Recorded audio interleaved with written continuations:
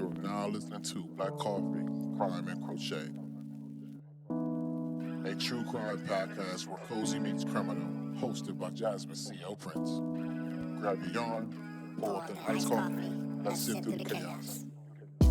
Okay, so here is my issue with this. First of all, she's saying that it wasn't the refund checks, it was the refinance checks. However, according to justice.gov, they are saying that, and I'm reading this directly from this site. All right, BC3 crew, you are now listening to Black Coffee, Crime, and Crochet, where true crime meets cozy vibes. Y'all, welcome back. This is episode 2, and I'm so excited. I am Jasmine CL Prince, and today we are diving into part 2 of Luxury Lies and Credit Schemes, where the finesse is high and the receipts are messy. Now, if you haven't listened to part 1 yet, pause right here and go catch up because we're about to pick up right where we left off. Let's talk lies, love, and luxury, and maybe a touch of soft chaos. But y'all know how we do it now. The first thing we have to do is get into this iced coffee or this iced drink segment because it's not always iced coffee. But so I gotta let y'all know what I'm sipping on. So today's drink is called Soft Sweet Scammer. It's rich, cold, and a little too good to be true. Here's a recipe if you want to sip along. You're gonna need 1 cup of cold brew, a half cup of oat milk or your milk of choice, 1 tablespoon white chocolate syrup, 1 teaspoon brown sugar cinnamon syrup, a splash of vanilla, and then top it with ice and a swirl of cold foam. And if you're trying to be fancy and a little luxury on budget vibe, go ahead and add a dash of cinnamon or edible gold flakes on top of that. All right, so shake it up, sip it slow, and let's spill some tea while we spill some coffee. All right, next we have the crochet segment. So, of course, I got to let y'all know while I'm unraveling scams, I'm also unraveling this yarn. All right, I am almost done with this project. So today's stitch and sip project is I'm still working on my husband's large granny square sweater, but now I'm assembling the panels and adding the finishing details, which is like, whew, we're almost done. So it's giving retro meets redemption. And I'm loving the process. So if you are crocheting along with me, please tag me in your process at Black Coffee Crime Crochet because I would love to see it. Also, I've had people asking if I'm going to be sharing patterns. I'm working on that. I'm trying to figure out how to do it the ethical way because I don't want to steal people's money or patterns or anything like that. So if it's like a granny square sweater like this, I'm sure I can find like people's patterns that you can go purchase or anything like that. Give suggestions. That way you all can patronize and we're not stealing because we don't believe in stealing over here. We're not scamming people out of their hard-earned money. So I'm still working on how to do that. But if you or someone you know is a crochet designer and you make patterns, please email me at blackcoffeecrimecrochet blackcoffeecrimeandcrochet@gmail.com because I would love to set up some type of collaboration to where I can work on your pattern specifically maybe during an episode and then tag it so that people know where to go get it from. But yeah, we're still working that out. But that's all of the pre-segment stuff that I have for you today. So we're jumping right into it. Not as much as we had last week, but that's to be expected. So we are in part 2, all right?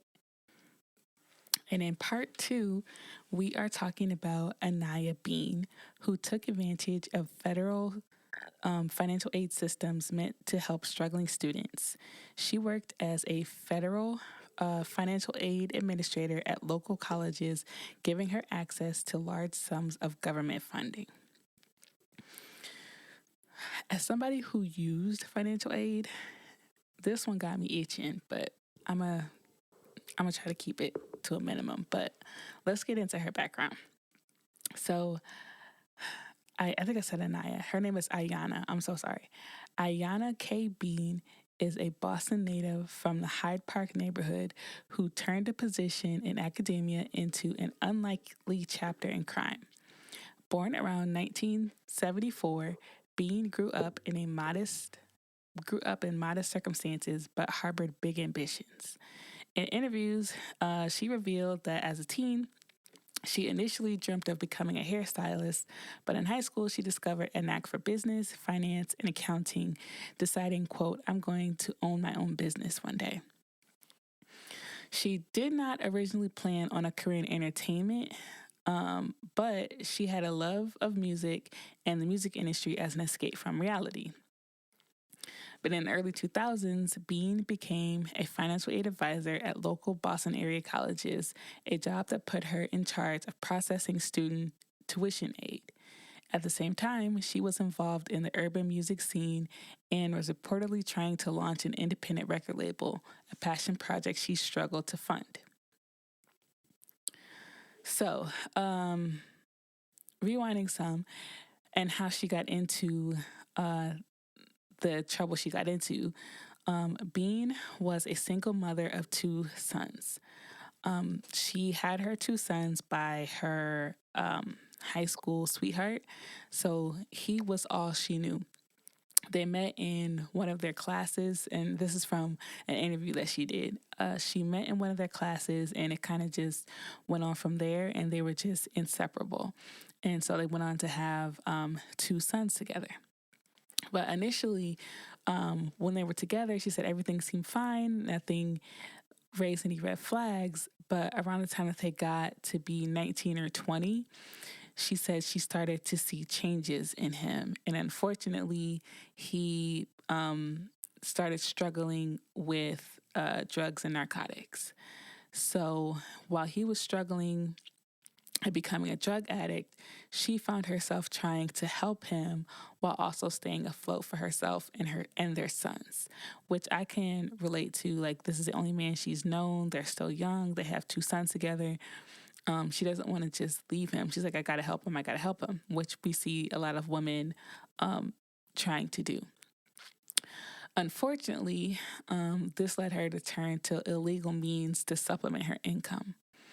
Close friends recalled that Ayana was personable and brilliant in many ways, but beneath the veneer of a hardworking mom and music manager, she was developing a secret life, embezzling federal education funds.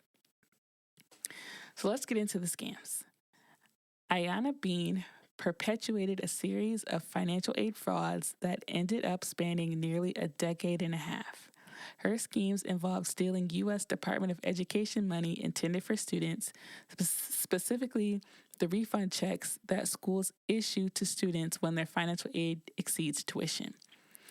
Now, I'm going to pause here and play this clip for y'all because the indictment says, and I read it, the indictment says that it was refund checks.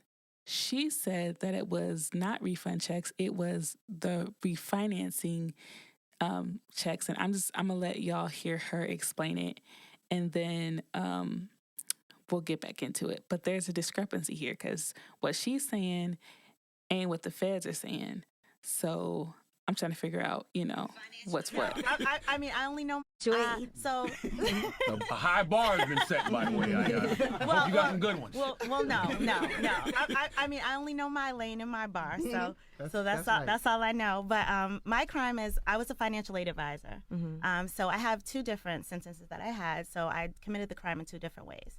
So the first time that I committed the crime, I don't know why you're saying that, but the first time that this happened to me, what I did was my position was that at a time where colleges and banks were trying to get you to refinance your student loans early. So basically you lose your grace period and you already start to begin to pay back your student loans. So what the banks do is they send the funds to the school. So you get one big check to the school. And then, now the student is paying that particular bank. So what I did is in my position, I was supposed to deposit those funds. And I did, but I didn't deposit them to the school.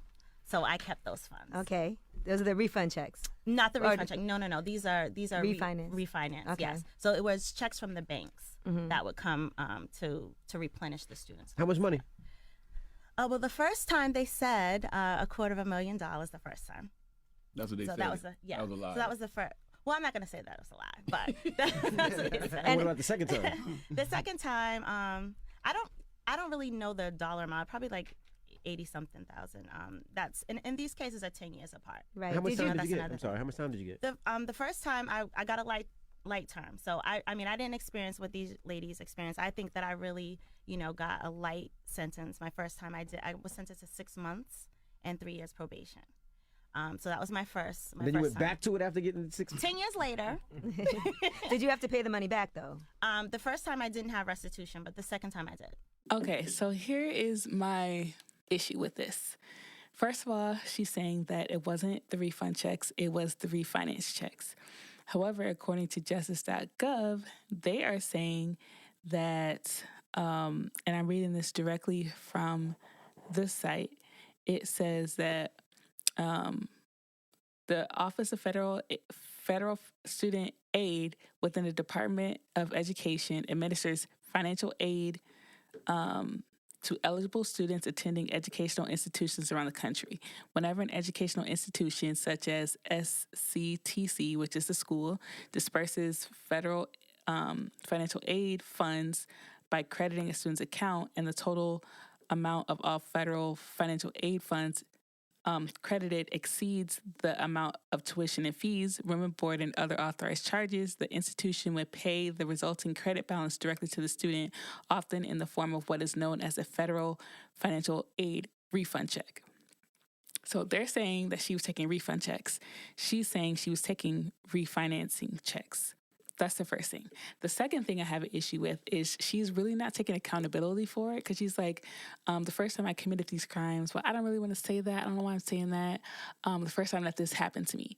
Girl, it didn't happen to you. You did it. Like, I would like to have seen some ownership in that, because it's not seeming like she's really doing that, which didn't rub me the right way. And then on top of that, she's stressing the fact that the first time and the second time are 10 years apart. However, again, according to justice.gov, it says that in December 2005, Bean was convicted in Suffolk Superior Court on multiple counts of uttering false and forged records and larceny. And that case was what she says, Bean stole just under $240,000. And then, girl, you know how much it is. Talking about some around 84, and I don't really know. Yes, you do. You know the numbers. Like, be for real. So we're saying Bean stole just under $240,000 worth of federal financial aid refund checks, again, not refinancing, from 2 local colleges. Bean was sentenced to 2 years in prison. She served 6 months for that sentence, followed by 3 years probation, which she says. So that's December 2005. However, the other one that happened that she supposedly says was 10 years apart, if I'm understanding this correctly, this says that it happened between June 2011 and August 2012. And they got it on ATM. ATM surveillance images show Bean depositing some of the checks into her personal bank accounts. So where she's saying that she deposited the checks, she did. She said, I did, but I deposited them into my account and not to the school's. So 2005 to 2012 is not 10 years. 10 years from 2005 would be 2015. And she was really making a big deal, like, oh, it was 10 years apart, it was 10 years apart. Which I don't understand why that's such a big deal for her, but if I'm understanding this correctly, it was not 10 years apart. So I don't know, I would have liked to have seen her take more ownership in that, but that's just my opinion. So we're going to keep going. But so I kind of got ahead of myself, so I'm going to backtrack. So the first scheme began in the early 2000s. Bean worked in federal aid at 2 Boston area colleges and had access to stacks of refund checks. Again, refund checks. She's saying refinance, and I'll keep saying that, I'm sorry. But I just need y'all to see how the discrepancy is between what they charged her with and what she said she did. But from about 2001 to 2004, oh, maybe she's saying from the time that she did it, not from when she got caught. Maybe that's it. Because 2001 to 2010. Okay, maybe that's where it is. Okay. From 2001 to 2004, she stole dozens of these checks by forging student signatures and depositing the funds into her own accounts. Massachusetts prosecutors later tallied that she had siphoned just under $240,000 in federal student aid during this period. Bean's method was simple and exploitative, but because it was so simple, I think that's how she got away with it, because nobody ever caught it. But so trusting students would often not realize a check was issued in their name, and Bean, as an administrator, could intercept and cash it. In 2005, this scheme collapsed. Okay, so 2005 was when it collapsed, not when she had done it. And I think if I remember correctly from her American Greed Trap Queens episode, by the time they caught her, she wasn't even working there anymore. I think she had a new job, and they came to her new job. And she said when she saw them walking through the doors, she already knew what was going on. But so in 2005, this scheme collapsed. Auditors discovered the missing funds, and Bean was arrested and convicted in state court on multiple counts of larceny and uttering or forging false checks. So this was in state court. She received a 2-year sentence, but ultimately served only 6 months in a county jail, followed by probation, which they gave her a really light sentence, I think because she was a first-time offender. She didn't have a record or anything like that, which I still think is crazy considering she took $240,000. You only gave her 6 months and she didn't have any restitution. Like that is very, very lenient. And had I been her, I would have just, that's it. Like, okay, I got away with it. Let me get right. At the time, this appeared to be the end of her criminal situation, which I said, for me, it would have been like, that's it. I got 6 months. I ain't got to pay this $240,000 back. Like, let me chill and get some act right. However, after her release, Bean reoffended within a few years. By 2010, she landed a new job as a financial aid advisor at Sullivan and Collegino Training Centers. I'm pretty sure I said that wrong. SCTC, a for-profit career school in Brockton, Massachusetts. And I do remember this part from her American Greed episode. She said that the only reason she got this job is because she didn't disclose that she had been convicted of a crime. Because I think she said they asked if she had ever been, and she said no. So she lied and got hired because one of her friends was like, they letting you, handle money again? And she was like, well, they don't, they don't really know. So you already lying to get the job. Like, of course you were good at it. She was very good at it. But if you got to lie to get it, you should have found something else to do. But again, in this role, she managed federal aid refunds. Starting in 2011, she resumed her old tricks. Bean stole approximately 100 federal aid refund checks between June 2011 and August 2012, forging students' endorsements and depositing them for herself. The total theft of the second scheme was about $84,000. So this is in that clip. She said $84,000, but she didn't want to say. Since they want to say that $240,000, like you knew how much it was, you just didn't want to put yourself out there. But if you could remember 84, you could remember 240. But okay, she was only caught when a student. I would have been the student. She was only caught when a student inquired about a missing refund in August 2012. So then SCTC investigated and quickly uncovered Bean's embezzlement, even finding ATM surveillance images of her depositing the stolen checks. So also in that interview, she said every time she went to the ATM and she got away with it, she was like, okay, it worked. So she didn't think it. I mean, she's like, you kind of know at some point, but because she kept getting away with it, she kept doing it. But this time, because federal funds were involved, the last one was state funds. This one is federal funds. Bean faced federal charges. And when the feds get involved, you really in it. Like, you do not want the feds coming after you, because when they come after you, you are already guilty. They don't come until the case is already closed, basically. She was indicted for theft of government property, since the money came from the U.S. Department of Education programs, and wire fraud. Together, Bean's 2 rounds of fraud from the mid-2000s and early 2010s amounted to over $300,000 stolen, funds that prosecutors say she used to fund a side business in the music industry and finance a lavish lifestyle she otherwise couldn't afford. So also in that clip, she says how she used it to help people, and she used it to start this business. And in the episode, they're saying with the music business, she was paying for everything. And they're trying to figure out where she was getting the money from, because with her job, it was a good job, but it wasn't that good of a job. In the music industry, with clubbing and shows and promotions and all of that, if you're independent, you got to pay for that yourself. That's not cheap. So they was like, where's she getting all this money from? And one guy said, I knew she was doing some dirt, but that wasn't my business, which I understand. But she was using that to fund her passion project, which was the music business. So, indeed, Bean had been funneling money into her own hip-hop record label and event promotions, earning her the nickname Queen of College Financial Aid Fraud in some media.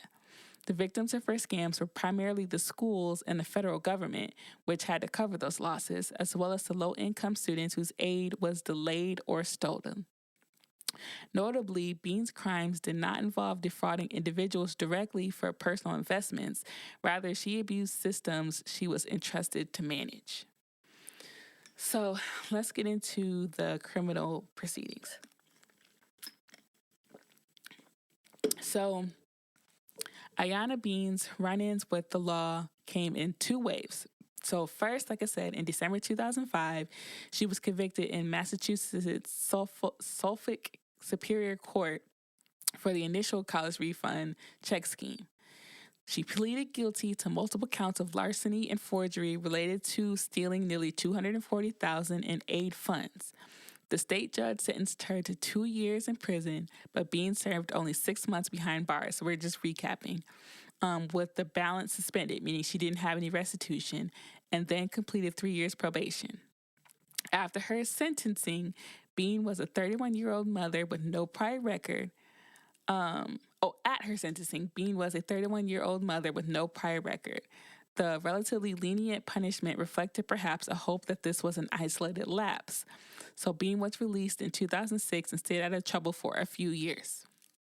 The second round came after her SCTC theft was exposed in 2012. This time, federal authorities took charge. Bean was arrested in August 2012 after SCTC reported the fraud, and her case was prosecuted by the U.S. Attorney's Office in Boston, which those are the big boys. I don't ever want the U.S. Attorney's Office having nothing to do with me. That's bad, at all. That's just an office. I don't want them to know who I am. I don't want to be on your radar. I don't want you to know my name. Nothing. And this is good. She ultimately entered a guilty plea, avoiding trial, to charges of theft of funds from a program receiving federal money, a crime under 18 U.S.C. 666. On October 16, 2013, Ayana Bean, then 39, stood before a federal judge and received a sentence of 12 months and 1 day in prison for stealing approximately $84,298 in student aid.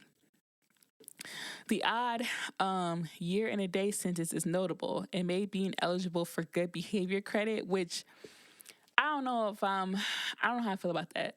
Good behavior, okay, but this is your second time. And the first time was already lenient. So I'm like, if you got a year, then you need to serve that whole year. But that's just me. So whereas even an 12-month sentence would not, essentially ensuring she served a bit less than a year. The judge also likely imposed restitution, ordering Bean to repay the $84,000 to the Department of Education, though specifics weren't publicized. Bean began serving her sentence in late 2013 and was released from federal prison in 2014. So this time, her release marked the end of her legal penalties, aside from supervised release. Having now been convicted twice for similar frauds, one at the state level and once federal, Bean had earned infamy as a repeat white-collar offender. Court records and news archives provide a timeline of Bean's criminal journey. The Department of Justice press release announcing her 2013 sentencing, emphasizing how Bean had stolen around 100 checks and even referenced her 2005 conviction for $240,000 in aid theft, underscoring a pattern of behavior, which I completely agree with. Like, this isn't your first time. You did it and you reoffended. So that's definitely a pattern of behavior. It was highly unusual for someone to reoffend in the exact same niche field after already being caught and punished. But again, she lied to be able to be in that position again. Investigators from the U.S. Department of Education's Office of Inspector General were quoted as being pleased to hold Bean accountable, given that she had betrayed her position of trust. The local media in Boston also covered her case.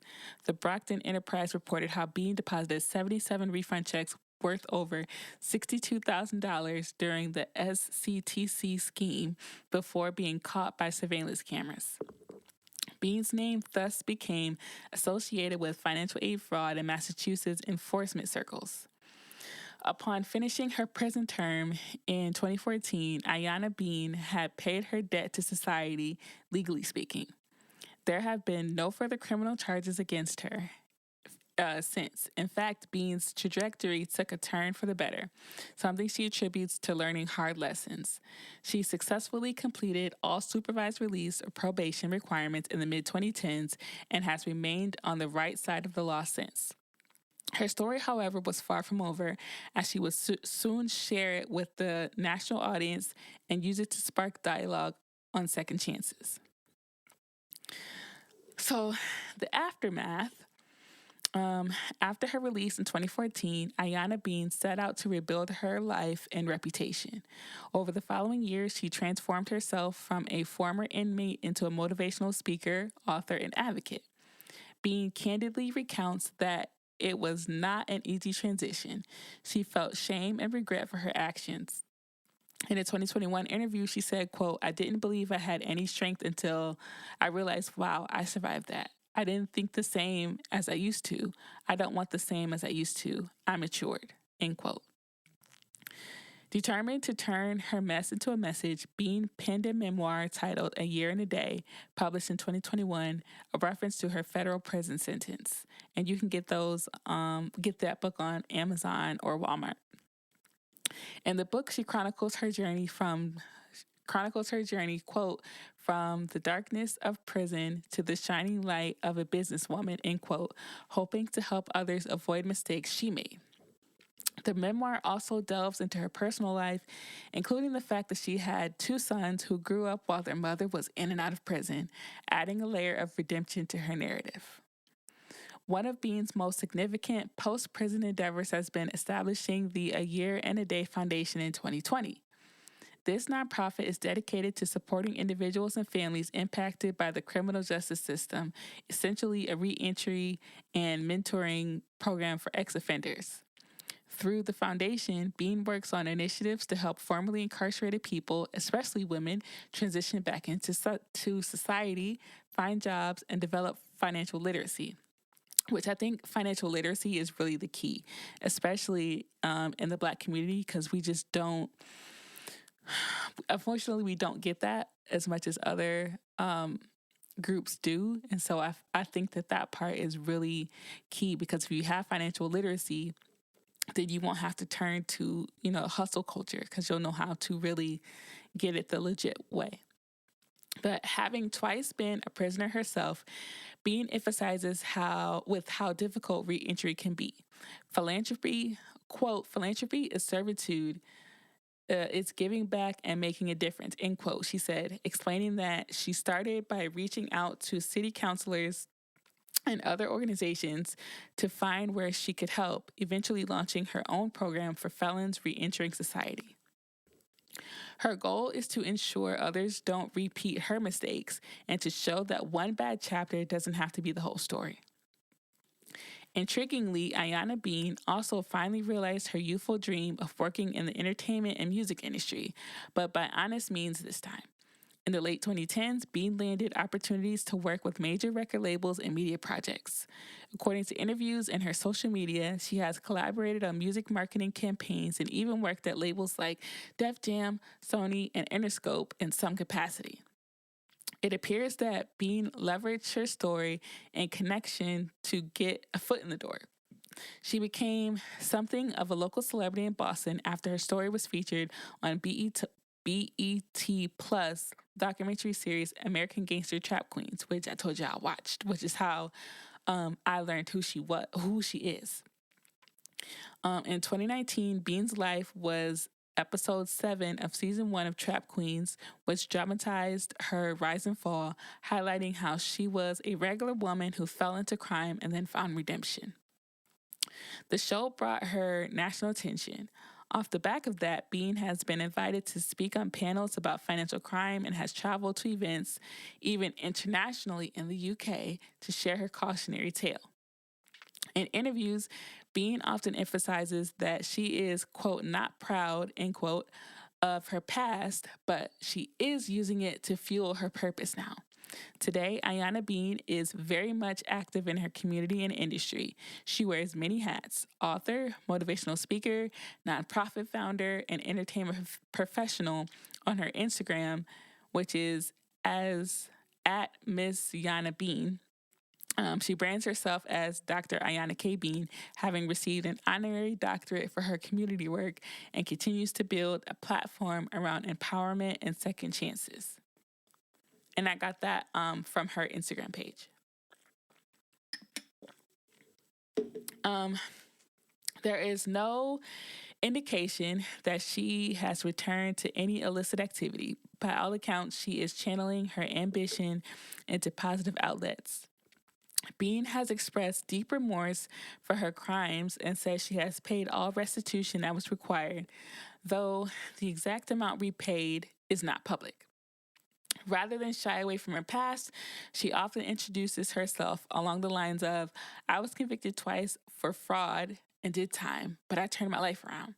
That forethought approach has helped her regain credibility. Notably, in 2021, Bean joined forces with another reformed track queen, Aisha Hall, for a BET follow-up special where they discussed how their lives changed after prison and what they're doing now to uplift others. From prison inmate to podcast guest and mentor, Ayana Bean's journey has become full circle in a way. She now stands as an example that even after serious mistakes, one can find purpose and rebuild. So, as we're wrapping up, we're just going to get into a few firsthand accounts. And then I have a question for y'all that I hope you engage with me in the comments about, because I really want to see what y'all think. But Ayana Bean has been quite open about her experiences, giving us valuable firsthand accounts from her own perspective. In televised interviews and her memoir, Bean admits she knowingly committed wrong, but has learned from it. She recalls the pressure she felt in her 20s and 30s, working in a position handling money while also trying to break into the costly music business, and how she rationalized stealing. In the BET series Trap Queens, Ayana narrates how she began pocketing financial aid checks to fund her fledgling record label and support her family, a decision she calls, quote, the worst mistake of my life, end quote. She describes the thrill of seeing extra money in her account and being able to invest in music showcases and artists, but also the constant fear of being caught that loomed over those years, which would be me. Like, I don't know. I'm just not built for crime because I'm already an anxious person. So I don't think I would be able to mentally enjoy it, because I'd always be like, are they gonna get me?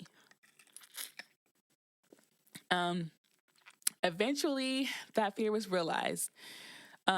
Bean recounts the day investigators confronted her at work about missing checks and how, quote, my heart dropped, end quote, as she knew the gig was up. Quote, I was supposed to deposit those funds for students. I knew it was wrong, end quote, she said in a candid Facebook video clip, which I played for you guys. Such statements show that Bean doesn't shy away from her culpability, which, That's what people say, but I don't think I agree. But from Bean's point of view, and I got that from the interview too that she did on the Breakfast Club, which is where that came from. But from Bean's point of view, prison was a turning point. In a podcast interview, she explained how hitting rock bottom forced her to, quote, remain authentic, end quote, and acknowledge her flaws, which I will link this podcast episode for you too. But it is Remain Authentic with King Bricks, and it's episode 124. But I'll be sure to link that in the show notes as well. She spent her year in federal prison reflecting and planning a better life. One striking firsthand account is how uncomfortable she felt revisiting her past on camera. When I was filming the show and doing interviews, I realized how uncomfortable I was. I was still in pain, embarrassed, and ashamed of the choices I made, Bean admits. Writing her book A Year and a Day was therapeutic. Quote, with the book, I was able to heal myself, end quote, she says. These words illustrate her emotional journey from denial to acceptance. Bean has also talked about the impact on her sons. She gave birth to one of her children shortly before going to prison the first time and missed milestones in their lives during her incarcerations. In a sense, her victims were also her own children, and she speaks about earning back their respect and trust. Quote, I have to live every day proving I'm not the person I was, end quote, she told Sheen magazine, highlighting her commitment to personal growth. We also have firsthand perspectives from those around Ayana Bean and those she affected. Investigators from the Department of Education, OIG, noted Bean's case was particularly frustrating because she betrayed students' trust. One student victim story was reported. A young woman waited for a refund check in 2012 that never arrived because Bean had stolen it. The student's inquiry is what triggered Bean's downfall, and one can imagine her anger at learning an administrator she trusted had literally taken her money meant for her rent and books.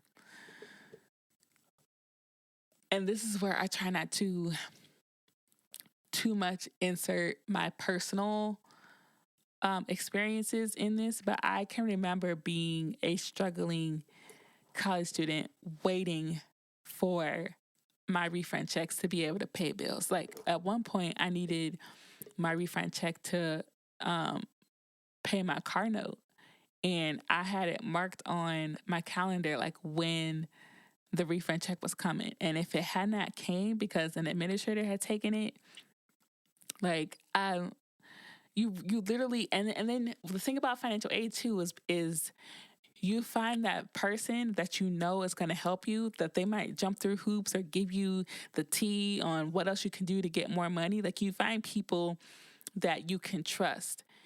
And I had two, I still remember their names vividly, but there are two women that I went to at my time at Michigan State. And anytime I saw either one of them, they always were able to get me more money. And if I had gone to one of them and they said it was coming and I found out that one of those two women had stolen my money, like the trust would have been shattered, because I'm like, man, I trusted you. Like you were helping me and then you took my money. Like, yeah, I can only imagine what she felt like. And I definitely would have been the student like, hey, where's my money at? I would have been the one that triggered an investigation because I was on top of knowing when I had money coming in, when it was coming, the date, like I'm checking in, like all of that stuff. So, while the student's name isn't public, her complaint serves as a first-hand catalyst account. Additionally, Bean's former colleagues expressed shock and a sense of personal betrayal. The director of SCTC, upon discovering Bean's thefts, had to apologize to dozens of students and later said in a local news interview that Bean, quote, seemed so dedicated to helping her students, we never guessed she was helping herself to their money, end quote. Such reactions show the breach of faith caused by Bean's actions. Nowadays, first-hand accounts of Ayana come from those she's helping. Many attest that she is a passionate mentor and has truly changed. For instance, in a Boston community forum, an attendee of one of Bean's workshops for an at-risk youth for at-risk youth noted, quote, Ayana doesn't sugarcoat her story. She tells the girls exactly what she did and what it cost her, and you can see it hits home for them, end quote. Bean herself often says her mission is to, quote, be the cautionary tale I wish I had heard, end quote. So, in summary, Ayana Bean's own words and the testimony of others paint a picture of a woman who lost her way chasing money, paid dearly for it, and then reinvented herself. Her story has been documented in print, on screen, and in person, giving future generations a detailed account of how even the, quote, average regular girl, end quote, as she calls herself, can slip into white-collar crime and how she can climb back out and do good. So here's my question. Do you think financial crimes like these should carry harsher sentences?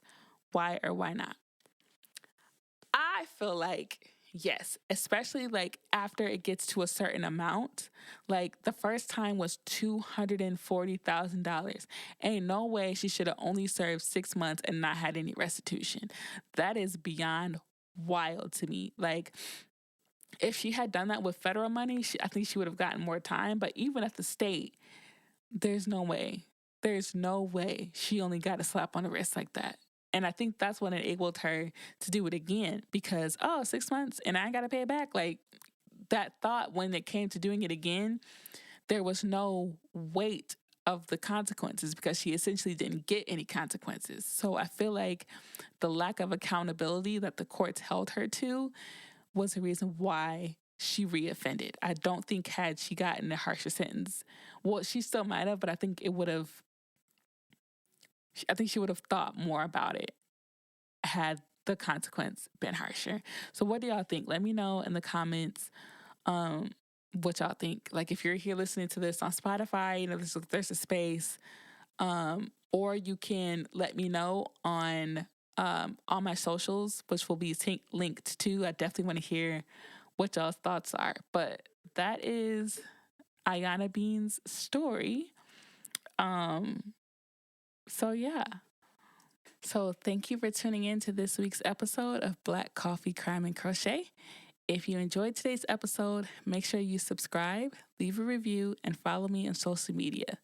Next week, we are diving into another wild case.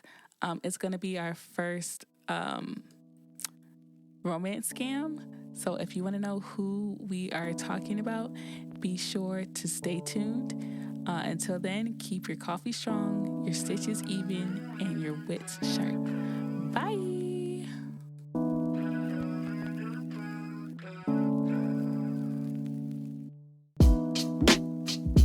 Disclaimer. Great effort is made to ensure that all materials used in Black Coffee, Crime, and Crochet adhere to fair use guidelines. No copyright infringement is intended. If you are the copyright owner or represent the owner of any material used in this content and have concerns about its use, please contact me and I will promptly address the issue.